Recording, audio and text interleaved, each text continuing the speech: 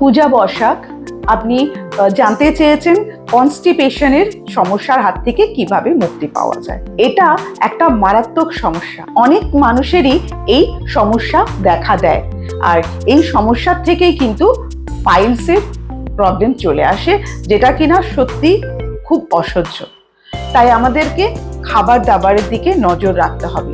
মাথায় রাখবেন এটা ম্যানেজেবল।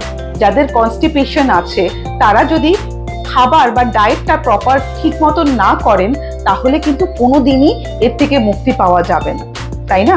তো সেক্ষেত্রে আমাদের যেটা প্রথমেই বাদ দিতে হবে, সেটা ইচ্ছে থাকলেও আমাদের খেতে পারবো না, সেটা হচ্ছে আমাদের আয়রন যুক্ত খাবার দাবার। যেমন ধরুন কাঁচা কলা, এটা অত্যন্ত ক্ষতিকারক কনস্টিপেশনের ক্ষেত্রে।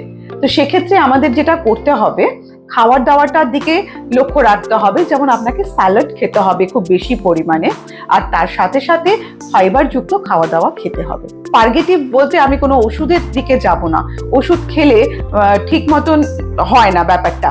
তো আমাদের যেটা করতে হবে, যদি পার্গেটিভ খেতেই হয় তাহলে আমাদের ইসবগুল খাওয়াটাকে প্র্যাকটিস করতে হবে। এছাড়া শসা, কলা, সয়াবিন, যে সমস্ত খাবারের মধ্যে ফাইবার আছে সেই সমস্ত খাবার আমাদের খেতে হবে।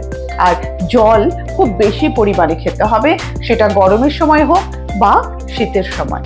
জলটা আমাদের ভালোভাবে খেতে হবে, আয়রন বাদ দিতে হবে।